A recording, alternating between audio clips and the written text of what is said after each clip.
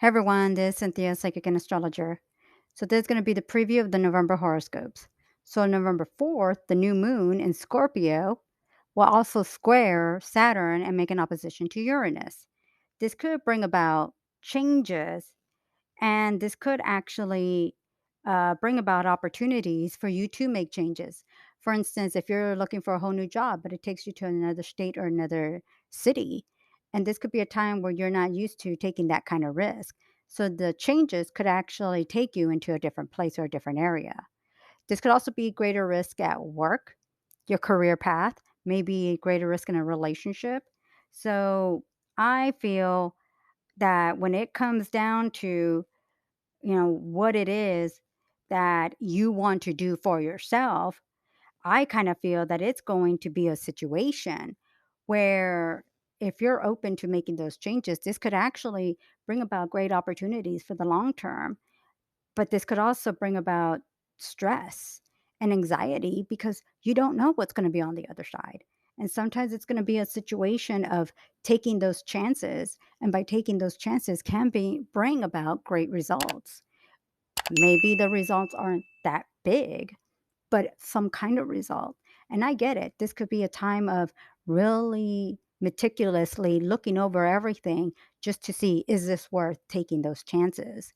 That's going to be up to you. But that could easily open up a lot of opportunities for you. And it can be a little scary. Like I said, it can be a little stressful and anxiety there, but it can actually take you to places that maybe you never thought about and being open to something new. Next, we're going to be talking about the full moon lunar eclipse in Taurus on November 19th. Now, usually when we think full moon, we're like, oh no, something bad. But actually, this lunar eclipse is going to be pretty good. First off, we have a trine between Venus and Uranus. Anytime you hear the word trine in astrology, it indicates opportunity, gifts, connections, rewards, benefits, but it's all about how you utilize it.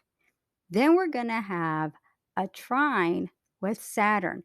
Anything with Saturn, as long as it's a positive with Saturn, indicates longevity, stability, security. Taurus is a very hardworking sign, always thinks about the long term, planning, organizing, thinking for the future, because whatever is created now is going to eventually pay off in the future. That's a Taurus kind of thing. But with Saturn in there, it's like, stability and security. Venus and Uranus. Now, one of the things that I always run into with Venus and Uranus on a positive, like a trine or a sextile, is usually I see financial opportunity or financial benefits. Um, I usually associate it with people that usually benefit in with businesses, business ventures. I'm not saying that everybody is going to have this kind of connection, but this could bring about opportunities of some sort financially. With Saturn in there, Taurus, the sign Taurus, an eclipse. The effects of an eclipse last 6 months. Every eclipse is like this, or what they would indicate until the next eclipse. Now, what I always tell people and every client out there is what the date of the eclipse is, which will be November 19th. Look into what was going on 30 days before and 30 days after. Then, before we get to the next eclipse, which will be in late April and May, start keeping an eye 30 days before that eclipse on how this eclipse will be affecting you. That's usually the strongest energy time frames that I've noticed when an eclipse really hits the strongest. So keep an eye on those time frames. So the energy is looking great with that. So there must be some indication of opportunity there. The only times maybe where I will have some little minor concerns will be on November 10th and I think November 10th is the only day that really stands out that I would have any kind of concern. So we're going to have some squares from Saturn around that time. And sometimes I usually associate that as obstacles getting in the way. To me, I feel because you're dealing with Mercury and Saturn, I usually indicate this as um, facts and figures, financial facts and figures, looking over the finances. Or maybe, especially if you're looking to purchase a home, a vehicle, a major purchase like a computer, that you need to go over the facts and figures and the small little numbers and details of what you're purchasing. It can easily just be something as simple as that, which can get, yes, it can feel frustrating because it's like, oh my God, where all this money is going. Why is the car 20,000, but I'm going to walk away paying 25? Where? So all these little numbers that you got to look over. Okay. Um, and then we're going to have, okay, so one of the things that I did want to talk about quickly. So Venus is going to enter Capricorn on November 5th, but Venus is going to stay there for almost about 2 months. And the reason for that is because we're going to have a Venus retrograde starting December 19th through January 29th. Yes, I'm going to discuss the Venus retrograde later on, but I want you to be aware that this Venus and Capricorn, wherever Venus and Capricorn falls in your personal chart, and not just your sun sign, but your personal sun chart too. You want to keep an eye on that area and that house because that's going to be signifying for you where there's a good chance your retrograde is going to hit. And that could be a situation, it depends on how it affects you.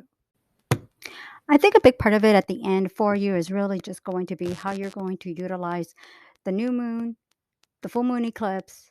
Um, Also, because we're going to be dealing with Venus and Capricorn, and when the retrograde starts kicking in, if you are looking to see how am I going to be affected, besides your sun sign, what sign you are, if you're kind of wondering if you do have all your birth information, time of birth, date of birth, place of birth, one of the sites that I do like to go to and check out is astro.com. There you could input all your birth information and it'll give you a chart so that you could see where your Venus and Capricorn or the sign, where your Venus and Capricorn is going to fall. And you can kind of monitor it in that way. But one of the things that I will say is just kind of keeping an eye how things are going to be coming about for you. I will be discussing more about the Venus retrograde here in a little bit as we get into the month of November. So there's definitely going to be a lot of that going on to kind of monitor and to keep an eye out for. But everything that I keep getting is going to be kind of consistent, and there's going to be a consistency there throughout the month of November. So I think a big part of it is just going to be as we get into the month of November and how things start kind of progressing there for you. So, like I said, as we get into December, there's going to be the Venus retrograde, and that's going to continue into the new year. And then, like I said, as I mentioned in the past, that I will be having a yearly horoscope video version for 2022, which I'm still working on it. I'm working now on Aquarius and soon Pisces. So my goal is to get it out by the end of November for you. So, but for right now, just kind of be aware. There's going to be a lot kind of coming up here for you, and not the retrogrades, the Venus retrograde, but the eclipses, the lunar eclipse, I think is going to be pretty positive. Maybe, if anything, some kind of light at the end of the tunnel coming up here, I think will be that eclipse, even though it is a full moon eclipse. So for now, just kind of keep an eye that I will be posting the November horoscopes on thepsychic1.com on November 1st. So just kind of keep an eye out for that. In the meantime, have a good day.